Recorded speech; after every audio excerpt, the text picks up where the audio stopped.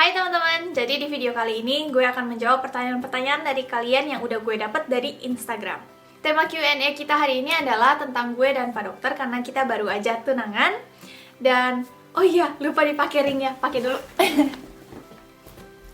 Tada, jadi ini dia, dipakai dulu. Tada. Setelah gue lihat-lihat pertanyaan dari kalian, itu ada pertanyaan yang ditujukan ke gue aja dan ada juga yang ke kita berdua. Nah, jadi untuk meminimalisir pekerjaan translate gue dan tulis subtitle, jadi gue mau jawab pertanyaan-pertanyaan yang ditujukan ke gue dulu. Nanti setelah udah selesai baru kita panggil si Pak Dokter untuk gabung sama kita. Oke, jadi di sini gue udah tulis semua pertanyaan-pertanyaannya dan pertanyaan pertama adalah, ada rencana buat tinggal, stay, hidup lebih lama nggak Kak di Jepang? Ini yang ada di dalam pikiran gue ya. Terus yang udah memang kita rencanakan, gue dan Pak Dokter, kalau setelah kita nikah nanti, gue akan tetap stay di Jepang untuk beberapa tahun untuk menimba ilmu. Jadi maksudnya bukan gue sekolah lagi atau gimana, tapi lebih ke pekerjaan. Kan gue emang anak pertanian, dan gue itu punya mimpi untuk ikut memajukan pertanian Indonesia.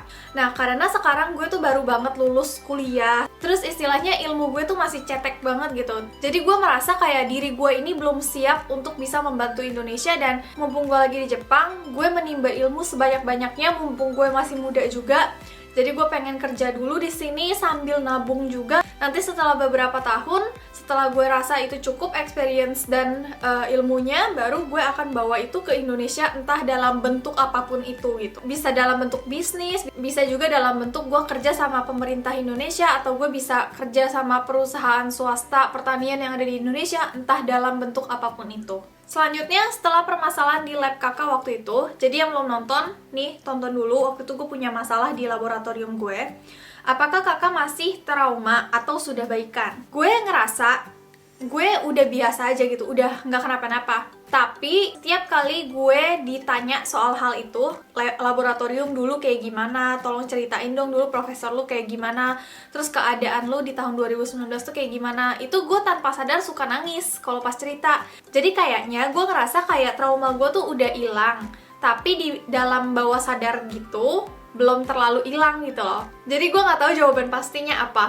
Tapi sekarang ini gue masih menghindari sih untuk datang ke tempat-tempat yang dulu gue sering datengin waktu gue masih di laboratorium gitu. Karena gue nggak pengen aja nginget-nginget yang dulu-dulu. Kenapa Kak Diera pilih weddingnya di Indo? Sebenarnya kita udah pikirin sih, tapi tanpa pikir panjang, kita tuh langsung kayak udah di Indo aja gitu. Ini sih karena perbedaan budaya sih ya. Kalau di Jepang, wedding itu normalnya itu 30-40 orang doang. Ini udah normal banget. Kalau kalian undang 100 orang, itu termasuk udah mewah dan udah megah gitu, udah wow. Kalau dari pihaknya si Pak Dokter sih nggak masalah, karena dia keluarga dan teman-teman itu digabung paling cuma 20 orang. Sedangkan kalau dari keluarga gue, karena background gue itu kan budaya Indonesia dan keluarga gue itu budaya Indonesia masih kental banget, jadi nggak mungkin gitu loh 40 orang cukup, karena dari keluarga gue aja itu udah puluhan orang gitu, belum lagi nanti teman gue ya kan. Dan karena undangan kita itu nanti kalau dihitung-hitung lebih banyak yang dari Indonesia, jadi mendingan kita bawa orang Jepangnya ke Indonesia daripada kita panggil semua orang Indonesia ke Jepang gitu. Di rumah kakak ada kejadian horor nggak?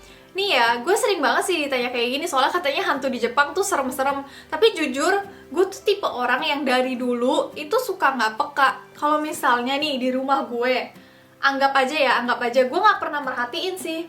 Misalnya tiba-tiba pintunya bergerak sendiri gitu. Gue tuh pasti mikirnya kayak, oh ada angin.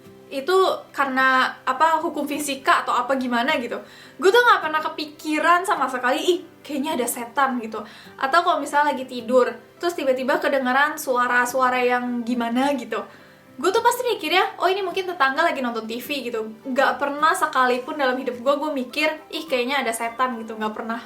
Kesimpulannya, di rumah gue ada kejadian horor apa enggak? Mungkin ada, tapi gue nggak nyadar. Apakah yang lu jalanin sekarang sudah sesuai dengan apa yang lu mau? Sejujurnya sih nggak sesuai dengan apa yang gue mau, karena awalnya kan gue pengen S2 tapi gagal. Jadi bisa disimpulkan kalau nggak sesuai dong dengan kemauan gue. Tapi bukan berarti gue nggak bahagia. Jujur, di dalam hidup gue selama gue 24 tahun, mungkin tahun 2020 ini adalah tahun terbahagianya gue. Selanjutnya, perbedaan umum cowok Indo dan Jepang gimana sih Kak? Ini mirip banget sama pertanyaan selanjutnya, jadi gue gabungin aja. Perbedaan pas pacaran sama orang Indo dan orang Jepang. Menurut gua ini pertanyaannya agak susah sih, karena saat kita ini sebagai perempuan memilih seseorang untuk dijadiin pacar gitu, kan pasti ada tipe-tipe tertentu gitu. Karena misalnya nih, gue tuh kalau pilih cowok nomor satu harus pintar misalnya. Di Indonesia juga gue pilihnya yang pintar, di Jepang juga gue pilihnya yang pintar, jadi nggak ada yang beda gitu loh. Nah tapi kalau kita lihat dari sisi budaya, memang ada beberapa perbedaan. Kayak misalnya dulu waktu gue masih pacaran sama orang Indonesia, ini karena perbedaan budaya aja sih, lebih nyantai gitu. Lebih nggak serius tapi in positive way gitu. Jadi kalau misalnya kita lagi sedih, kita lagi terpuruk gitu, mereka tuh kayak bisa bikin kita ketawa lagi gitu, lucu gitu. Orang Indonesia tuh lucu, iya benar. Tapi kalau pacar gue yang orang Jepang, itu lebih ke kayak misalnya gue lagi terpuruk, mereka tuh lebih ke solving the problem, ngerti nggak sih? Bukannya bikin ketawa atau gimana, tapi mereka tuh membantu kita, mengajak kita untuk menyelesaikan masalah ini supaya kedepannya lu nggak nangis lagi karena hal yang sama gitu loh. Terus kalau secara gaya pacaran dan fisik itu beda banget sih. Kalau orang Indonesia itu biasa aja, mau ngerangkul, mau gandengan tangan, itu biasa aja. Tapi kalau orang Jepang, tapi Pak Dokter enggak ya, ini pengecualian. Soalnya Pak Dokter ini bener-bener kayak bukan orang Jepang sama sekali, nanti gue jelasin deh. Selama beberapa kali gue deket sama cowok Jepang, mereka tuh nggak mau kayak bergerak duluan gitu. Iya sih, mereka kayak kirim sinyal kalau gue tuh suka loh sama lo gitu. Kalau misalnya kita mau accept itu, kita yang harus ngajak mereka jalan. Lebih pasif lah istilahnya kalau orang Jepang. Terus kalau dari penampilan, mulai dari rambut nih, kayak kumis apa segala macam, itu semuanya pasti dirapihin. Terus di Jepang itu rapihin alis itu umum banget ya, untuk cowok cewek itu umum banget, bukan hal yang aneh. Terus mereka lebih menjaga tubuh, kayak nggak mau terlalu gemuk. Tapi bukan berarti mereka tuh cupu gitu, nggak kayak gitu. Tapi mereka melakukan itu semua karena lebih sehat. Visa Diera sekarang apa? Diera bakal jadi citizen Jepang. Susah nggak untuk jadi citizen? Ini salah satu pertanyaan yang paling banyak. Apakah kalau Diera nanti nikah akan pindah kewarganegaraan ke Jepang? Jawabannya enggak. Untuk sekarang sih at least ya, gue nggak mikir sama sekali untuk pindah kewarganegaraan. Jadi visa gue sekarang itu udah visa menikah sama orang Jepang. Nanti gue ceritain ya kenapa udah menikah sama orang Jepang. Terus untuk jadi citizen Jepang susah atau enggak? Enggak sama sekali. Kalian cuma perlu tinggal di Jepang selama 10 tahun deh kalau nggak salah, berturut-turut. Terus setelah itu kalian bisa mendapatkan visa untuk selamanya. Selain YouTube, sekarang Kak Diera kerja di mana? Jangan-jangan jadi ibu rumah tangga. Ini pasti kamu belum nonton video gue yang ini nih. Di situ gue ceritain kesibukan gue sekarang apa, jadi kalau misalnya pengen tahu, tonton aja. Terus pertanyaan terakhir untuk gue, update skincare daily makeup-nya dong Kak. Bukan pertanyaan sih ini. Jadi kemarin tuh gue share kayak gini nih di Instagram. Terus ternyata banyak banget yang DM gue, tolong share skincare Diera kayak gimana. Gue sih mau aja, tapi sebenarnya gue agak malu. Jadi kalau misalnya ada teman-teman yang mau denger skincare gue juga di Jepang, karena sebenarnya ini gue nggak pakai foundation sama sekali. Gue lagi nggak pernah pakai foundation akhir-akhir ini. Kalian tinggal tulis aja komen di bawah, nanti gue bikinin videonya kalau komennya banyak. Jadi itu dia pertanyaan untuk gue. Mari kita panggil Pak Dokter. Nasja, Hai. aihatsu shite. でも名前出していい？大丈夫？あ、いいよ。じゃあ自己紹介してよ。うん自己紹介してよ。いいよじゃなくて。シンです。 Yeay, hajimemashite. Hai. Jadi pertanyaan yang pertama adalah, gimana cara maintain hubungan supaya bisa long last?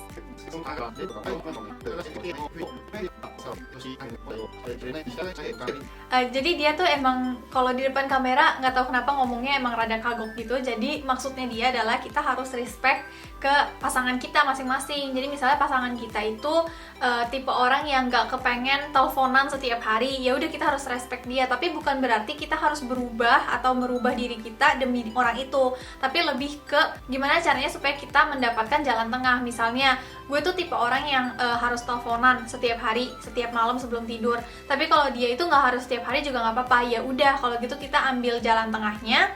Misalnya 2 hari sekali atau 3 hari sekali gitu. Jadi gue ngalah, dia juga ngalah gitu. Pernah nggak orang tua sempat nggak setuju dari kedua belah pihak? うちの親は別に相手が誰でも特に何も言わない親だから、なんだろう、日本人の家庭はそんな感じかもしれないけど、Gue juga nggak ada sih, keluarga gue semuanya suka sama dia, keluarga besar gue juga semuanya suka sama dia. Jadi kita berdua sama-sama disetujui aja sih. Tips menabung ala Kak Diera dan Pak Dokter. Jadi gue itu tipe orang yang bisa nabung. Dari dulu gue emang rajin lah, lumayan rajin menabung. Terus gue bisa mengatur keuangan gue sendiri. Tapi setelah gue kenal dia, ternyata ada orang yang lebih jauh lebih pinter mengatur keuangannya dibanding gue. Jadi kalau menurut gue dia sih expert banget kalau soal keuangan dan tabungan. Jadi ya oke, kita persilahkan. 自分の人生の優先順位をつけるっていうか、自分の人生何したいか、例えば一番やりたいことは旅行ですだったら、まず旅行のにはいっぱいお金使っていいと思うけど、それ以外のことにはもうほんとお金使わないみたいな。普通の人の給料だったら旅行も行って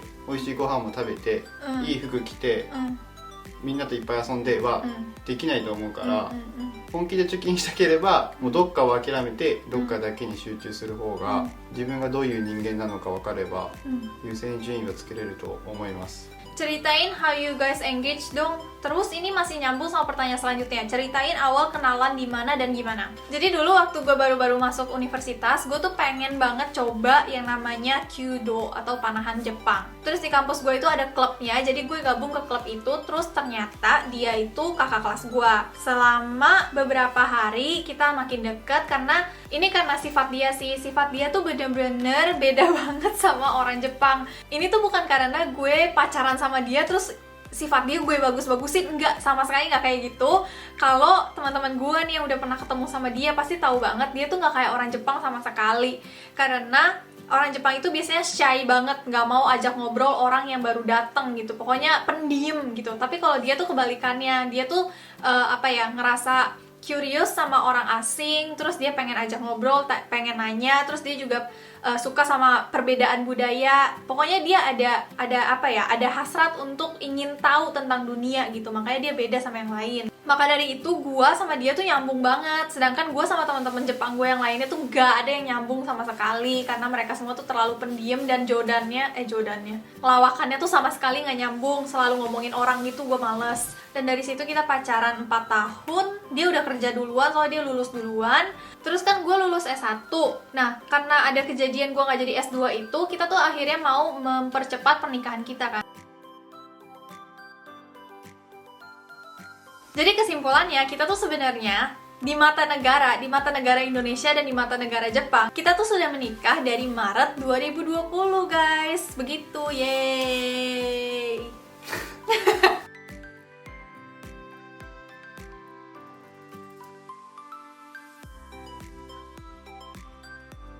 Jadi sebenarnya teman-teman kerjanya dia pun taunya tuh ya, semua orang nih yang ada di sekitar kita itu taunya kita tuh udah nikah dari bulan Maret 2020 gitu. Karena kalau misalnya udah nikah di Jepang, kita tuh harus lapor ke atasan kita supaya nanti pajaknya dan lain-lainnya itu diproses sesuai dengan orang yang sudah menikah gitu loh. Jadi kita harus lapor mau nggak mau. Padahal sebenarnya secara agama kita belum nikah ya. Apa yang bikin kalian yakin buat nikah? 好きだったから。それだけ？なんだろうね。いや、まあそうだよね。そうだね。 Kenapa yakin untuk nikah? 一緒にいない理由がないから。付き合って居心地いいし、そうだね。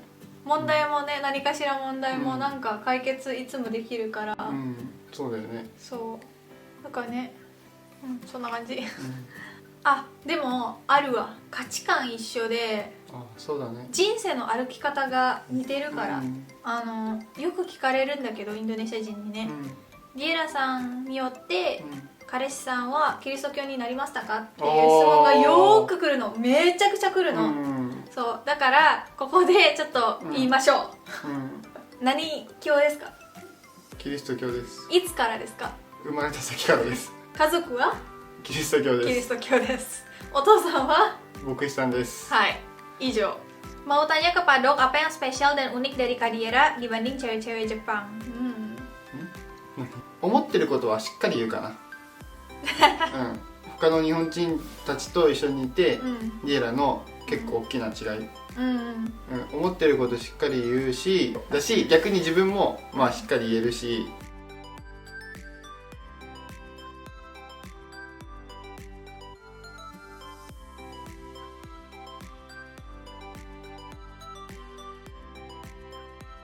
Fadiera sama Padok selisih berapa tahun atau berapa bulan umurnya? 4歳4歳。 4歳4歳。私24歳。 29 29。あ、そう。だけど、私今年25歳になるから、4つ上. Tadi gue lupa bilang, dia kan kuliahnya kedokteran. Kedokteran itu 6 tahun, jadi masih ketemu di kampus, makanya tadi bisa ketemu. Kalau boleh tahu, Padok sekarang lagi kerja di klinik hewan atau lab dan lain-lain, kegiatannya ngapain aja? 牛とか馬とか豚とか、まあ主に牛の獣医さんです。大型動物。動物、産業動物。産業動物の獣医さん。獣医さん。Padok itu siapa? パドクターイトゥ Siapa? シアパ、俺だけど。そう。私の翻訳者です。Padok ya, ngerti ya? Pernah berantem nggak? Apa cowok Jepang mostly pendiam? Pernah diajak hangout bareng teman Padok nggak? そうだから喧嘩したことはありますか？あるよ。あるよね、いっぱいあるよ。いっぱいあるよ。いっぱいあるよね。付き合ってるからね。もうberantem itu sudah pasti di setiap hubungan tuh pasti ada. Tinggal gimana caranya kita menyelesaikan permasalahan itu aja. Apakah cowok Jepang mostly pendiam? インドネシアの人たちと比べたらおとなしいんじゃない？そうだね。だけどまあ仲いい人たちの中だったらうるさいし。あ、そうだね。最初はおとなしく見えるけど、仲良くなってからいろいろ喋ってくるっていう人も多い。Pernah diajak hangout bareng teman Pak Dokter nggak? Pernah dong. Kita tuh sering main tahu sebenarnya. Kita tuh sering main Monopoly, terus kita main Among Us. Among Us 一緒にやったよね。そう。kadang-kadang kita juga pergi jalan-jalan kemana gitu sama teman-temannya dia. Rencana kalau udah married mau tinggal di mana kak? I mean rumah sendiri atau apartemen? まずは最初のうちは会社の家、社宅っていうんだけど、そこで住めばすごい安いから、子供まだいないし2人で住む分にはいいけど、まあ家買うかアパートかは家が欲しいけどね。そうだね、将来的にはね。でも、それのための、家のためのお金は貯めてるけど、どうするかはまだしっかりとは決まってないよね。どうなるかわかんないし。Jadi sebenarnya nanti pas kita udah nikah kan kita nikahnya tahun depan. Nah tahun depan itu kantornya dia mau bangun rumah baru dan rencananya sih yang akan tinggal di rumah baru itu tuh adalah kita gitu loh. Jadi sama aja kayak perusahaannya dia bangunin kita rumah. Terus itu karena rumah dari perusahaan kita nggak dipungut biaya gitu, dan mumpung nggak dipungut biaya itu kita bisa nabung untuk membeli rumah di tahun-tahun berikutnya. Apa pertimbangan yang harus dipikirkan ketika menikah dengan orang yang beda bahasa, budaya, dan lain-lain? 人によってはまあ宗教とか、そうだね。なんかこういう言葉はなんか日本だったらただの冗談だけどインドネシアの人にとっては結構傷つく言葉とかそういうのがあるかもしれないから、それはまあ付き合ってればそういう話にもなると思うし、そうだね。結局どこの国でも、それは日本人同士でもインドネシア人同士でも、相手が嫌がることとかそういうのはね、一緒にいれば分かると思うから、そうすれば、そう結局だから尊敬にするんだよね。そういう意味で尊敬大切だよっていうことを言ってる。素晴らしい。そう。 Buah nangka, buah kedongdong. Mas Padok terlihat ganteng dong. わかんない。もう一回ね。Buah nangka, buah kedongdong. うわなんかうわかどんどん。 Mas Padok terlihat ganteng dong. マスパドック。 結論だけ言うと、うん。あなたイケメンですよっていう意味。